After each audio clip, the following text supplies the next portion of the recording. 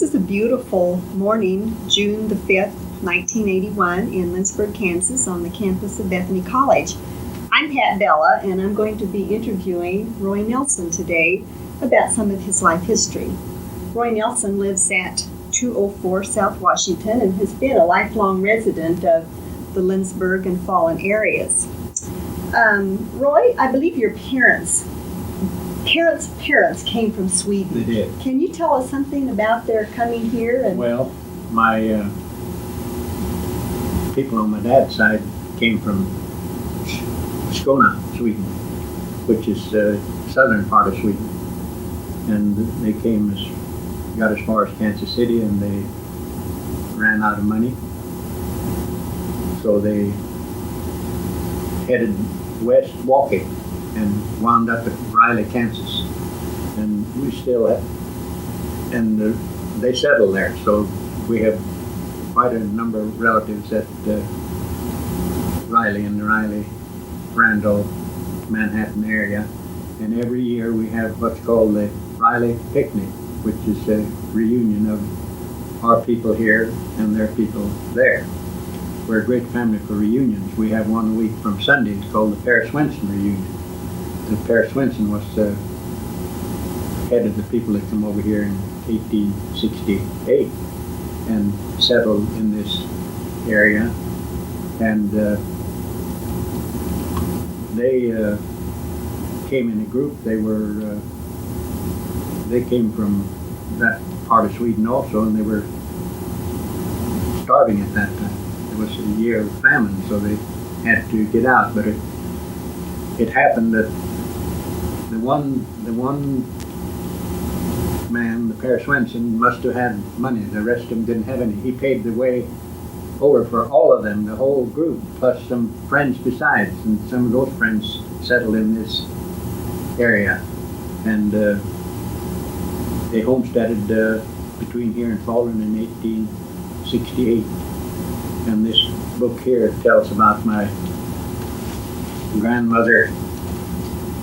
This is my great-grandmother's book. And it says this. It's all right if I read what it says there. It says, this book was brought to America in 1869 by my maternal grandmother. When past 80, she walked 8 miles to attend services in Lindsborg. When services were over, she walked the same distance home. The book was given me by my grandmother, Mrs. Christina Swenson. This pioneer mother helped harvest the first wheat crop raised on southeast 1/4 section 23, Falun Township, Saline County. My mother was a member of the second confirmation class of the Bethany Church. 3 of her grandchildren have been confirmed from the same church, because that would be changed today. My grandmother today has 50 of her descendants living in Lindsborg, from Pennsylvania to the Golden Gate. 75 more members are accounted for, but there are a good many more who have been lost track of, at least for the present time. Now, this was written in 1930, and boy, I don't know how many relatives we do have, because we're a big bunch. Well, your mother's parents also came from Sweden, too. They came from Värmland, same place that Dr. Olaf Olsen came from. They came from Karlskoga in Karlstad. Karlskoga and Karlstad are not very far apart. I stayed in Karlskoga when we were there in 1974. And I don't know if you know Larry Danielson. He got it. He graduated from Bethany College and got his doctorate in folklore. He teaches in Illinois, and her mother lived at Karlstad. Was that when we were there? I tried to call her that night, but I didn't get her. And that's the same place where I was telling you last night, where I thought maybe I had run onto some relation by the name of Monster. Didn't turn out that way. Well, how did your parents meet then? Where did they get together? Well, my parents met the same way with my this was a great broomcorn country at one time. We had a broom factory here. I don't know if you knew that or not. They made brooms over where, if you know where Cubans live on 3rd Street, down the slough. That was a broomcorn factory. by a fellow by the name of Ramseys. Well, the men and women both worked in broomcorn harvest, and that's where my mother and dad met. That's also where my grandfather and my grandmother met. They met in broomcorn harvest, went together 3 weeks, and were married. She was 16 and he was 24. Well, how did your father's family that ended up at Riley, did they, some of them come on to Falun, or? No, they all stayed in the Riley area. They all stayed in the Riley. Several of those went to school at Bethany College. Some of the girls, they were school teachers. Back in around 1910, 12, and in the teens, they went to school here. Took what they called it normal training, and they were pretty well educated college family. But they're still there, a lot of them, although they have married, so they're married into, I don't think any of those are married to Swedish people, and those that are left are people by the name of Bruns that are Germans, and Shirleys, who are also Germans. But they are still there. Well, your father farmed in the Falun area. Yes, he did. Farmed there, and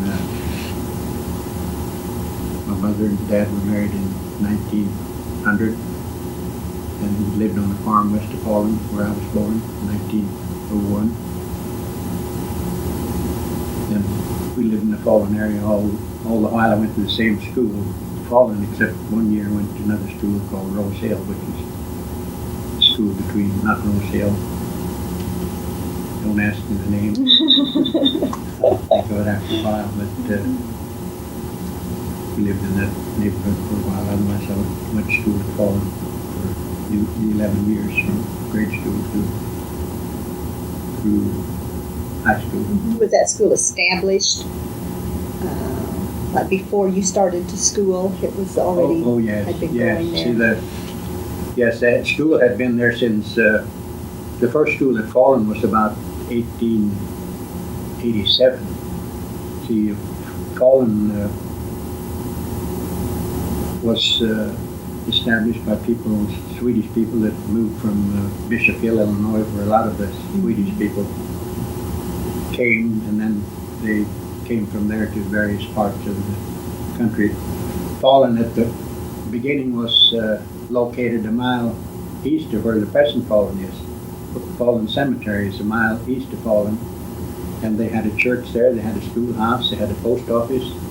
But then when the railroad came through there in 1887 or 88, then they moved the town to the railroad. So that's where Falun is now. And then they moved the church, part of the Falun Lutheran Church. Part of that church is the old original church. They drug it from the place east of Falun and pulled it to Falun. They tried to move it with a steam engine at that time, but they couldn't do it. They had to finally put on enough horses that they could drag it. And we have tried to find pictures of that moving, but we were never able to find any pictures. Another fellow and I did quite a bit of work on some of the old history at Falun, although we never did get it down in black and white. Passed away before we ever got started, but we did talk a lot about it. And Falun had the railroad, the Missouri Pacific, went through Falun before it went through Lynchburg. See, the Missouri Pacific got the gypsum, they went to Salina because Salina was the largest town, and then they went down through Smolden and Falun to Marquette. Then they decided that it would be a good idea to build what's called a cutoff from gypsum to Marquette, and this became the main line of the Missouri Pacific rather than the other road. So that's where Falun started, and the church there now will soon be 100 years old. The railroad is really important Oh, yeah. in those Yeah. days, wasn't it? Sure. It was. Yeah, Falun at one time had 3 elevators. They had three stores. They had a drugstore. They had 2 doctors, livery stable, blacksmith shop, machine shop, harness shop. Fellow even made harness. It was quite a town at one time. And what really put an end to it was when Camp Phillips came in there and came right up almost to town and took in all that trade area, and that was the beginning of the end for Falun. How far did you live from camp? About 2 miles. So you could get to town pretty easy on Saturday night? Yeah, was and just was it a walk. fun place to be on Yes, Saturday it was night? on Saturday night. Because everyone went to town on Saturday night, and the stores were open till midnight after. There was always a dance in Falun on Saturday nights, but that was a no-no, so we never got to go. We did sneak up there and watch once in a while. And in those days, there were a lot of medicine, what we call medicine shows that came to town every summer. They had different kinds of entertainment, and then, of course, their main deal was selling patent medicine, And one of those shows was called the Morgan shows, and the Morgans were headquartered at Brookville, Kansas. I have a book, The History of the Brookville, and they were the main Morgan was a railroad man, but this was part of their business, and they would be there every summer. Everybody came to the show, and then we had one group that were called the Roving Ramseys. It was a couple, and theirs was not a tent show. It was a show that was shown in a hall, but they had it was good entertainment. We thought it was good. They had trained birds, and he was a knife thrower. She'd put a cigarette in her mouth, and he could cut it off with that knife, and things of that sort. Everybody went because they didn't get as far as Lindsborg or anyplace else. There was no television. It's kind of your main entertainment, your Yeah, main that's socialization, Sure. even. Same way, Sunday night there was no place to go, so where did the young people go? They went to church. That's where I met Blanche, was the Falun Lutheran Church on Sunday night. She winked at a fellow across the way, and I thought it was me that she was winking at. I got a date, and that was it. From then on. That was a fortunate mistake, Yes, wasn't it? It certainly was. Well, now, is this picture of My mother and father. that's your mother and father. Now,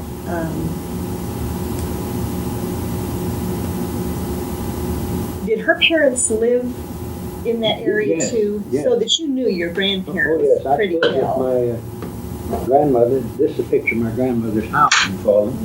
And that house is in Lynchburg now. It's up on North Main Street. It was moved to Lynchburg. And I stayed there when I was in first grade at school. When the weather was bad, I stayed with my grandmother. Is this her in the picture? That's her in the picture.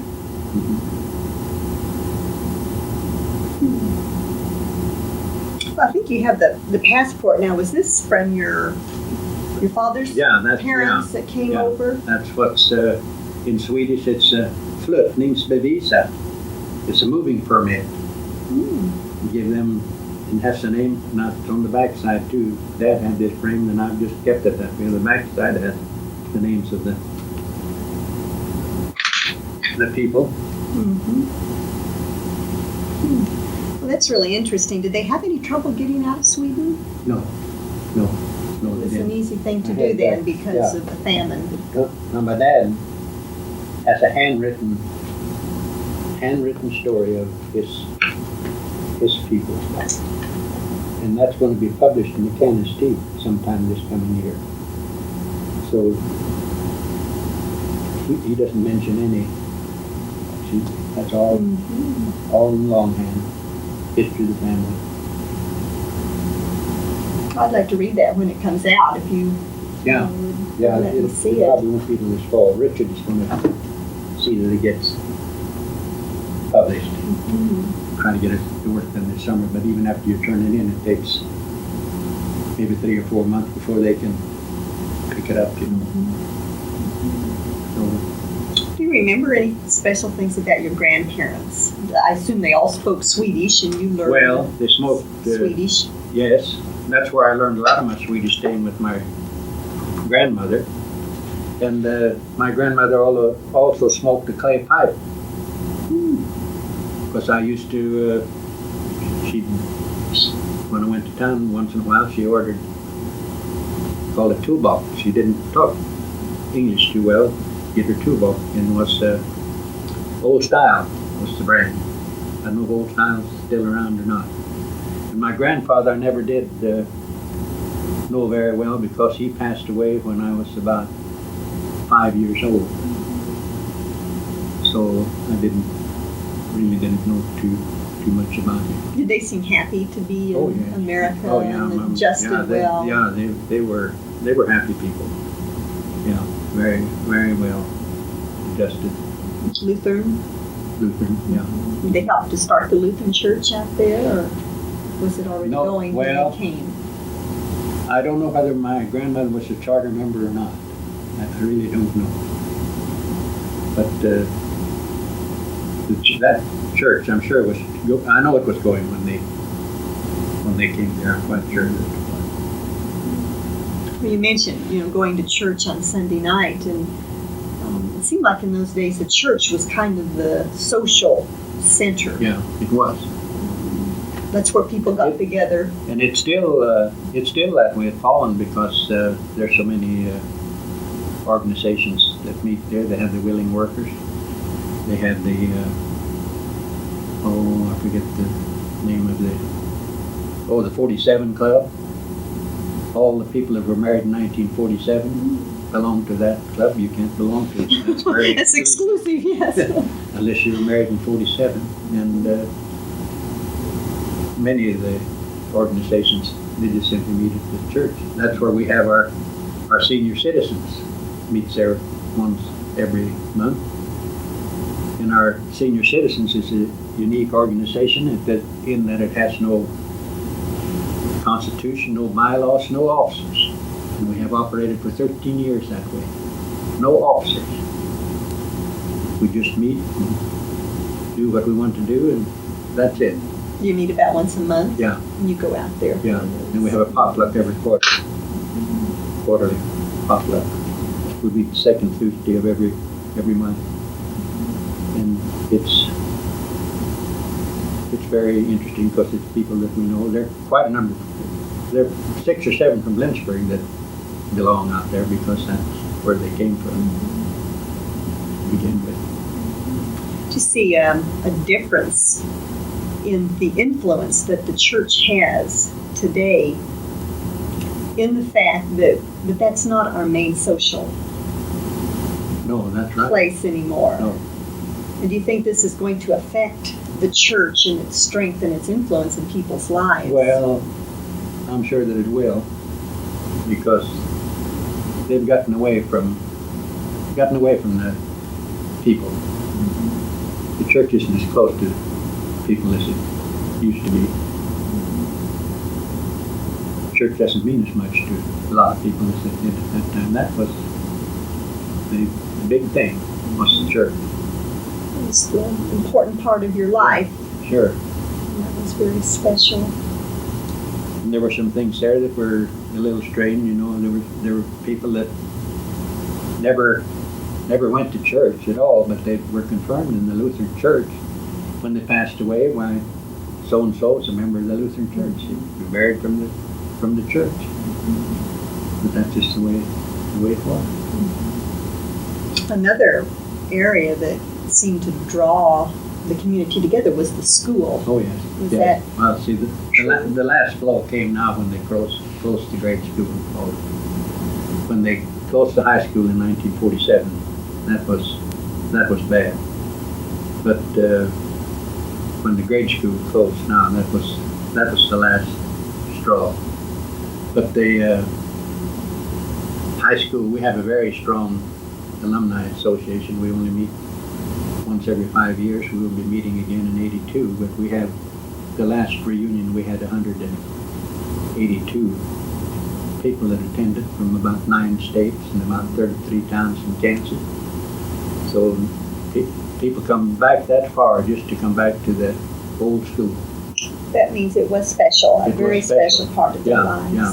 Not that I wonder today if school is that special to the young people. I don't know. I know some of these classes that have reunions don't have very much luck getting their people out to them. Well, tell me about this one you had not too long ago. The last reunion that I went to of my high school, there were not very many recent graduates, but there were a lot of those who had graduated a long time ago. Yeah. Is that true? Well, of course, the situation is different there because the last graduation class was in 47. That's right. So they'd all be older. Yeah, they'd all be older. So that make quite a difference. That would. Now, they have been coming into Lindsborg then since, has that high school been coming to Lindsborg since 47? Yes. Yeah, they have. Yeah. So it's been quite a while. Yeah. Well, tell me about the beginning of that high school. Well, we were a large family at home and we get into high school age, and we knew that we couldn't go to Lindsborg because you just It's a long couldn't way. do it. It's a long ways, and you were needed at home. And my dad and another fellow who also had a number of boys that were ready for high school, they decided that there should be a high school at Falun. So they rode horseback all over that district, and it was a pretty large district at that time, and got enough signatures on a petition to call an election. Well, it was quite a feat to get, at that time, to get people to sign a petition for a high school, because there were a lot of people at that time didn't think high school was necessary. You could go through grade school, that was enough. But there were a lot of people there that wanted their children educated, and they were far in the majority because it was that type of community. So they called an election, and we don't know who did this, but if it was some taxpayer or if it was the Missouri Pacific Railroad. But anyhow, the first election was called null and void because the notice hadn't been posted. It's supposed to be posted according to law 10 days in advance. Well, this had been 9 days in advance. They caught that, so that election was null and void. And the next election, the Missouri Pacific attorneys found some flaw, technical flaw in the posting of the election or the calling of the election, so they contested it and they won. So it went to the third time, but the third time they couldn't find anything. So Falun got a high school. First class in 1914 was the freshman class, and we were only, you can see by this book, we were 3 and 4 in the first classes. Mm-hmm. So did you start with that first? No, the second. You were in the second. I was in the second class. Yeah. And this was, they even put out a yearbook. Yeah. Which this is fantastic. I just think this is so good. And I think the name is that's quite a deal. Tell them about it. Yeah. The name of the yearbook was called The Rag. And you might wonder where they got that name for it, but the 3 seniors were Raymond, Arthur, and Grace. Mm-hmm. I think their pictures are they're in here. And there's only one of those that are left. Here. Grace is in the Good Samaritan Home in Ashworth. All the rest have passed away. One passed away since the last reunion. Well, this is your first that's the school building? That's where we went. That was the grade school. We had high school upstairs. That was a 2-story building. Then they had the laboratory in the basement. Of course, that school's was torn down many years ago when they built the new high school, which was built, I think, around 1927 or maybe a little before. And it cost just a little over $20,000 for that building at that time. And this is Arthur, Grace, and Raymond. Yeah. Their pictures. And they all got to be an officer in the senior class since there were only 3 of them. There's a little yell they had. Hippity hike, mosquito bite. Fallen seniors are all right. 1918. That's our cry, BICTORY. Oh, I think this is just a treasure, and you've kept it in such good condition all these years. Well, what were the subjects that were taught in that very early high school? Taught Latin and algebra and English, physics. In fact, we had three years of Latin, and then the girls didn't like Latin, so the boys voted that the fourth year we were going to have Latin too, and that would have been Virgil's Aeneid, which is poetry, you know. Mm-hmm. But they wouldn't buy that, so we didn't have Latin the fourth year, which wasn't very smart to begin with. We just did that to be honored to the girls. And then they taught typing, penmanship, and domestic art. They had the sewing class, and really for that day was pretty well rounded out. And would you say that all of the kids that age went, or did not all of them go? Not all of them, but a big percentage of them went. And now some families, part of the family went. Generally, if there was someone in the family that didn't go, it was the boys. The girls went. It was harder to spare the boys than it was the girls. But most of them went to high school. High school was very well supported by the community. No problems whatsoever. Who taught the classes? Well, the first year we had there was a grade school principal by the name of Sturdivant. He taught the classes, and then the second year we got a fellow by the name of William Broom from Salina who taught, and then the next year we had a lady by the name of Carter that taught. So we only had two teachers at that time. It kept adding on, getting more teachers as you got pupils and more teachers. Well, you came from a very large family. Here's a really nice 5 brothers and 5 sisters. Picture. Oh, that's pretty even, isn't it? Did you feel like you had enough physically? You had enough food, and you felt like you were well dressed? And well, we weren't dressed the very best, but we were satisfied. Dressed as well as your peers. Yeah, that's right. Yeah, because most of us were in the same boat. Mm-hmm. So, and at that time we bought most of our good clothes, our suits, at Marquette. Marquette had the best clothing store in this part of the country, run by people called the Broman brothers. Of course, when my brother was to graduate in 1920, we took the train to Marquette to go over there and buy his graduation suit. And when we left, it was raining and mixed with snow.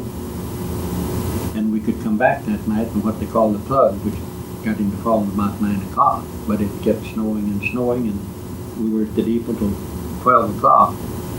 Then the word came that the train was snowed in at Geneseo, Kansas. So we went to the hotel. They had a hotel near the depot and stayed there that night.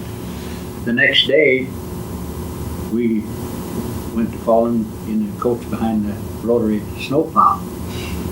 And I was teaching school at that time, and I remember my dad, the only way we could travel, there was so much snow, was by horseback. I remember my dad took me about halfway and saw that I had about 8 miles to ride, and saw that we were going to make it all right, so that I went on to the place that I stayed at.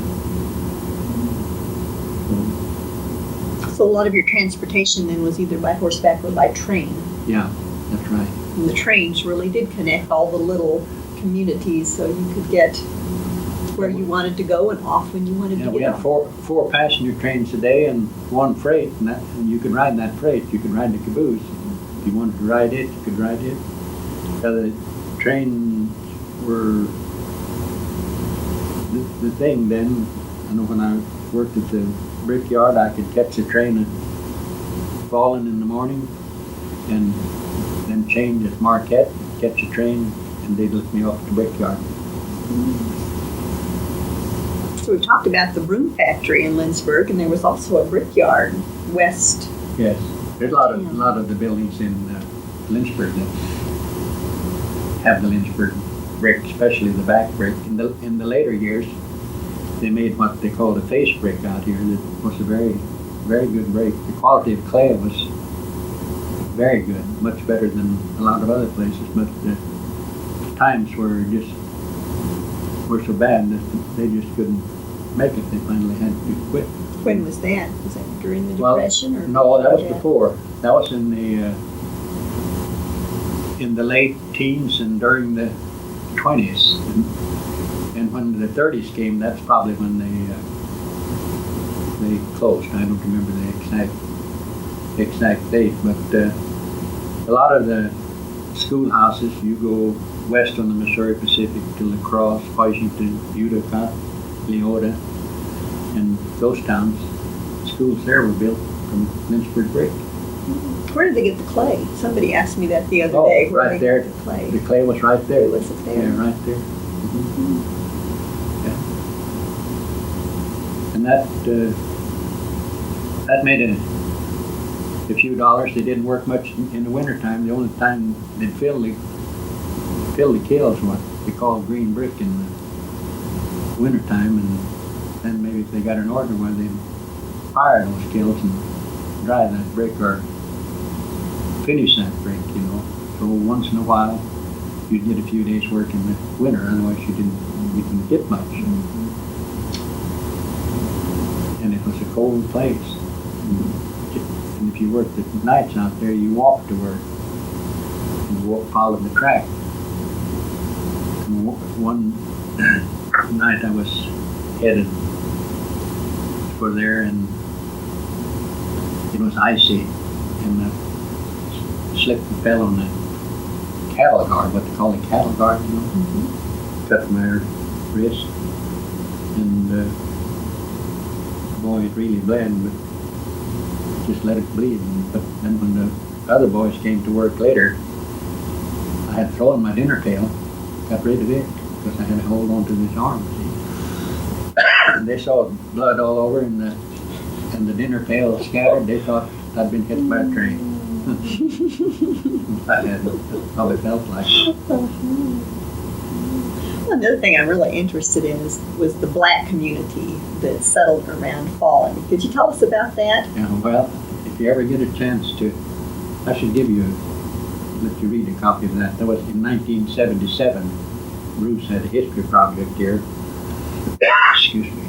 Lady girl from Falun, and she needed some help, so Blanche and I helped her, and there were some other people that helped her too. And it's very interesting. It was most of those that came to that area were slaves, and the government gave them land to homestead, but they give them land out in the hills and the prairie, and no broken land or anything. But they did come there, and they did manage to make a living by doing some farming, and then they worked a lot for white people in the community, and they were there until Ken Phillips came in, and then they had to move. Most of those went to Salina. They had their own school, had a colored teacher, although there were a few white people that also went to that school and lived close to it. But there's a record of only 3 teachers. There was one colored teacher, and there were 2 white teachers. I was reading that last night. That's the only record they have of the teachers, and that may have been the only teachers they had. And they went to school. If you had to stay home from work, that was all right. There was nothing thought about that if you had to stay home a week or so. And that was even true when I went to high school. Most years we didn't start school until in October. The boys didn't, because the work wasn't done. But we'd catch up and Today you couldn't do that. They wouldn't let you do it.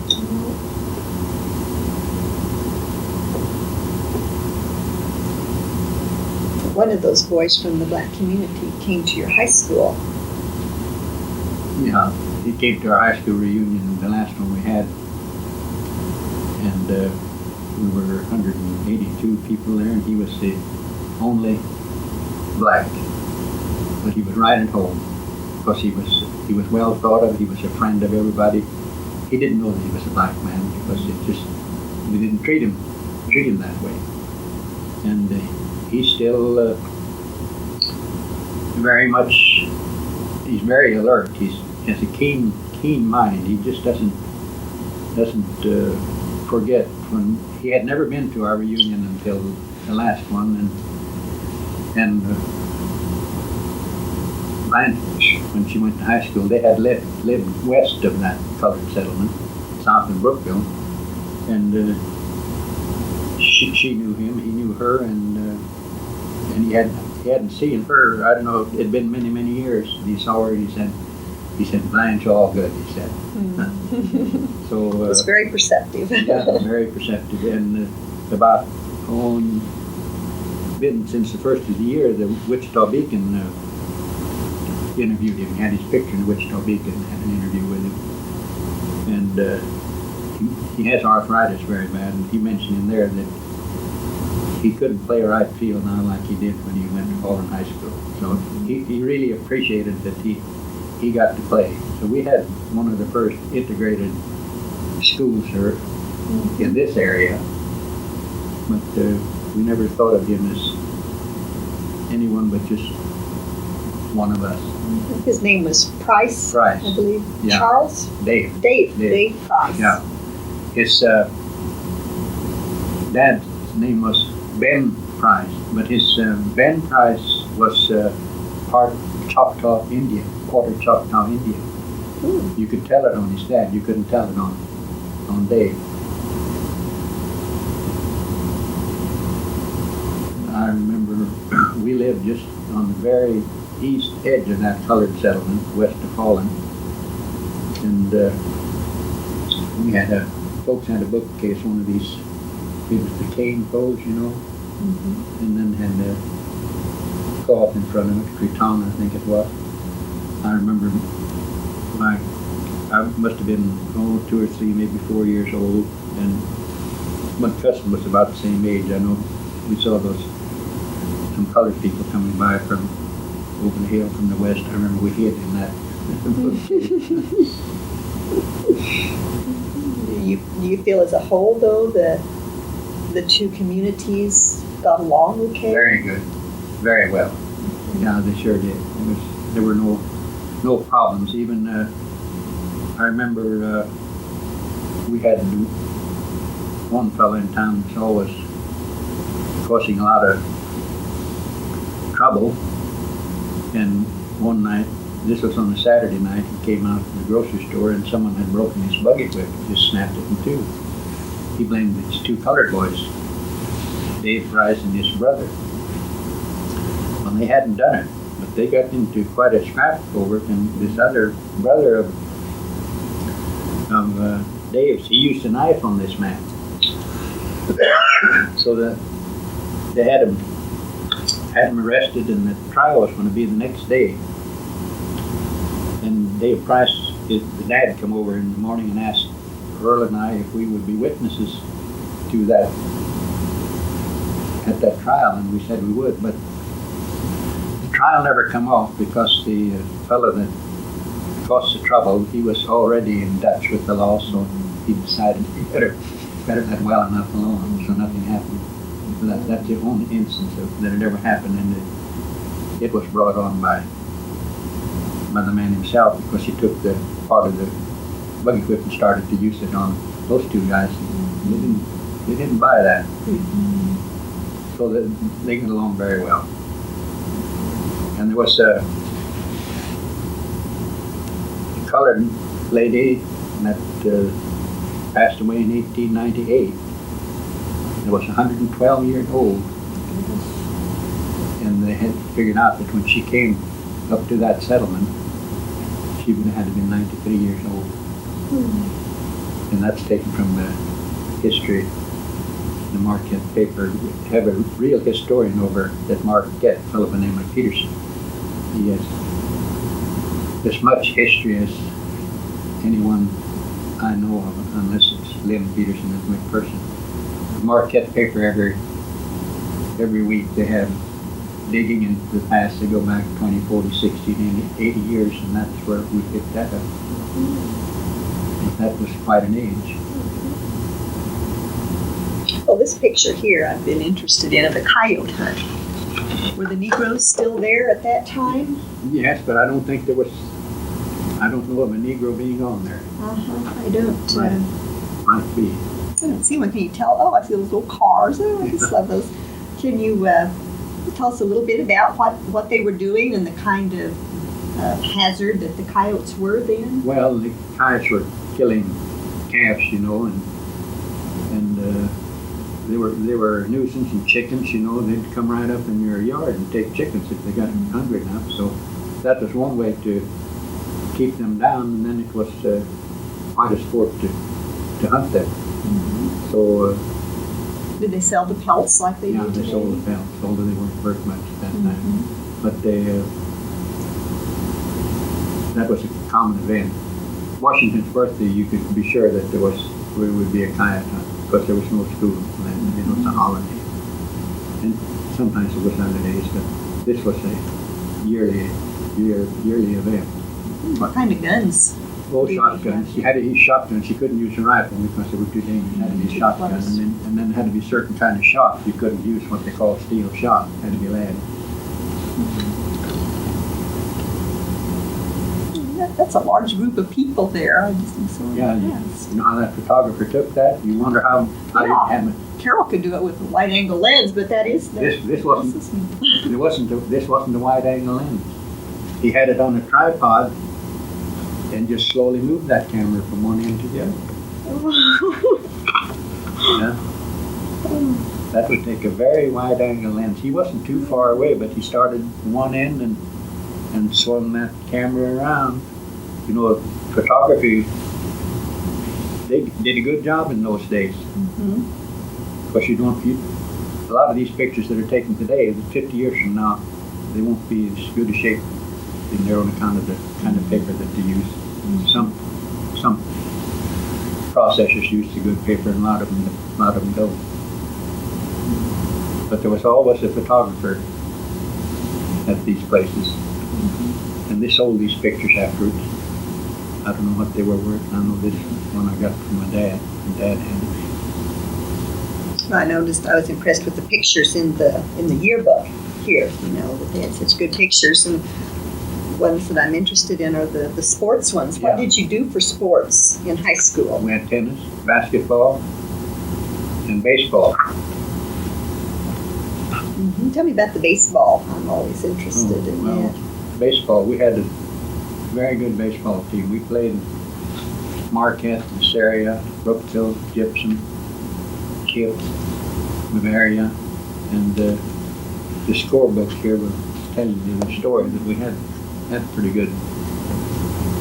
So what year would this book, let's see, 1919 it says. Yeah, that's the last year. And we were lucky if we had one good baseball. Of course, there wasn't any money in the school. The school didn't buy the baseballs. We'd take up a collection at the ball games. A lot of people came out to see those ball games. And take up a collection, maybe get $2 or $3. We could buy a couple of baseballs or 3. That's the way we lived. You played in the summer too, or did the kids mostly have to farm? Well, we played in the summer. A lot of us played in the summer, although we didn't play as a high school team, but we played what we called the town team. You know, we played ball all summer. Walk several miles to play a ball and then walk home. But now you can't even get these kids out for American Legion baseball. That's true. Yeah. That's true. If they're not interested, we always used to have a Legion team here, had many good Legion teams here, but you can get these kids out for Babe Ruth ball, and after they get up to that age, why, you've lost them as far as baseball is concerned. It seems that way, but I think in these rural areas that that baseball has been, it's not competition, but something that they like to play, and it has continued. Lindsborg High School has always been backward as far as baseball, hard baseball was concerned. I know when Bob went to high school, he'd rather play baseball than eat. Well, they didn't have a hardball team at that time, but I don't think you can get a team up there now. I don't think they will. They might be hard to. Well, I think our time is about run out for today, and we'll certainly want to continue this visit. We have 15 minutes. Oh, we have 15 more minutes? Okay. We'll go ahead then and talk a little bit more before we finish, because next time we want to get into how you met Blanche and what you did as young married people and your teaching experiences, and then get into some of the history of the Methodist Church that you've been so active in working on. And these are some of the things. Today we've really wanted to talk more about your childhood and your early life. And I see something here we want to talk about. We haven't talked about too much the kinds of farming things that you did and how farming is different today than it was then. But can you tell us about this right here? Oh. Tell us what that was used for. Yeah. That was a sausage stuffer. Mm-hmm.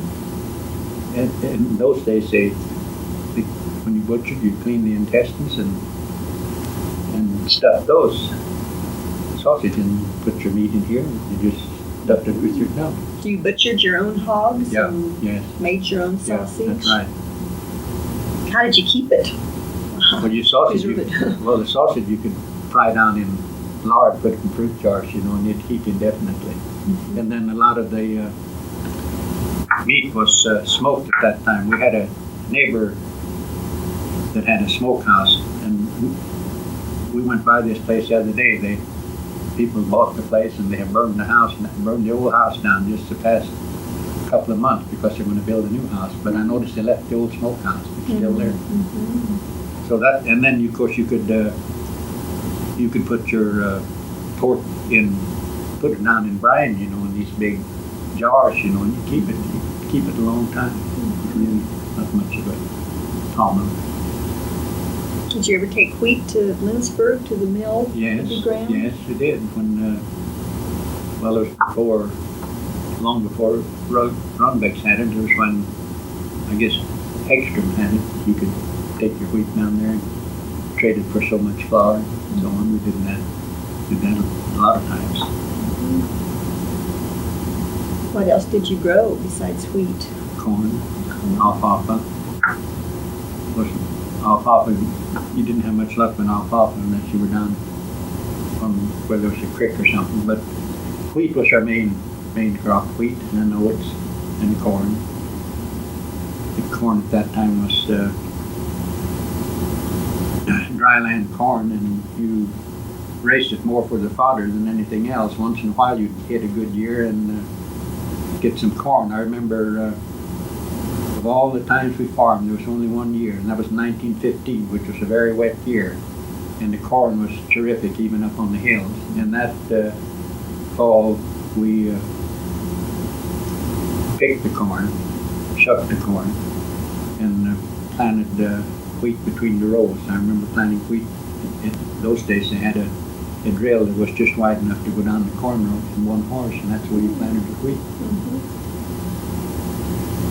But down on the creeks where you raised your alfalfa, I remember we lived on a place that was owned by people called Soderbergs. I don't know if you know of the Dowers that call them, Herman and Irene. Well, it was Irene's grandfather. The first dollar I ever made, I made helping put up hay with him, and he paid me every night with a silver dollar. But that was special. Boy, you couldn't, at that time, you couldn't keep that silver dollar. It had a place, I tell you. They were some great people. They helped a lot of people out, and they didn't tell about the people they'd helped. They helped a lot of people out. People didn't, just the people themselves knew about it. They had their own elevator on the place. And, that was another thing. In those days, we we put up ice. I don't know if you know this pond east of Falun. There's a big pond east of Falun in the south I don't believe called Lindsborg Pond. It belongs to a gun club at Salina. Well, we used to harvest ice there and then store it into, they had their own ice place. There's a dug down place, and the same way at Falun, there was two, both the grocery stores had their own ice house, and we used to, when the things got right, we would harvest ice. And I remember I was only, I think this was in 1917, and when you harvested ice, you went to work about 4 o'clock in the morning and cut this ice first. You just went down there with kind of a plow and cut it, and then you could break it off after. But anyhow, at that time there were all kinds of things in the papers about the end of the world supposed to come on that particular day. Well, you go fooling around on a large pond, and this ice is going to move a little, and that ice moved, and it made pretty good noise. And I thought, well, here we go. It's going to be your end of the world. But it didn't happen. Mm-hmm. Well, did you ice skate a lot on ponds? Yeah. I have a pair of skates out there now, in the bottom of that pond. I loaned my skates to a fella and never got them back, and I found out afterwards they were in the pond. I don't know why they were in the pond. But I never was much of a skater. But we used to have a fella out there that had an old Maxwell runabout. Put chains on that and get out on that pond. It covers several acres. You know, you get out on there and crack the whip, get kids behind there and crack the whip with that car. Nowadays we holler about the kids doing that. You know? Yes, dangerous. But kids were kids then too. Well, one thing I'd also like to show before we go, because we're going to kind of be talking next time about your church relationships, and that's your baptism. Yeah. Because, well, you can tell about it because it's so different. You can hold it up and tell about it because it's different. Now this is in Swedish, and I was baptized by a covenant minister, one of the early covenant ministers here. I was baptized in 9th of August. I was 8 months old. Well, when I went to get my civil service retirement, I didn't have a birth certificate. So this, you know how these get when they get old, the paper crackles and that, you know. I rolled it up and sent it in, and that was proof enough, but they had patched it all up. They did a pretty good job. They did. And then when I went to get my passport to go to Sweden, I had applied for a birth certificate, but they were giving me all kinds of static about this and that and the other, you know. So I didn't have it, so I had to do something. So they said, send us a baptismal certificate. So this got me my passport also. What's your name on this? My name is Joseph Everett Leroy, and the Joseph is spelled Josef. And that's the way it is on the passport. So if they would have checked my passport with my driver's license or any other identification, it wouldn't have jived, except the birthday. But I only sold my passport in one place, and that was at the bank in Sweden. That was the only bank that ever asked for it. Well, another reason it's interesting is that you don't know why you were baptized in the covenant church. I regret that I didn't ask my mother about that, but you know, just didn't do it. My brother was baptized in the same church a couple of years later. But your family was Lutheran, and now you and Blanche then joined the Methodist Church in Lindsborg, so we're going to be talking about that next time. And it's been very nice to visit with you today, and I'm looking forward to our next visit, Roy. Well, I have enjoyed it, but I'm kind of a ham when it comes to this kind of stuff.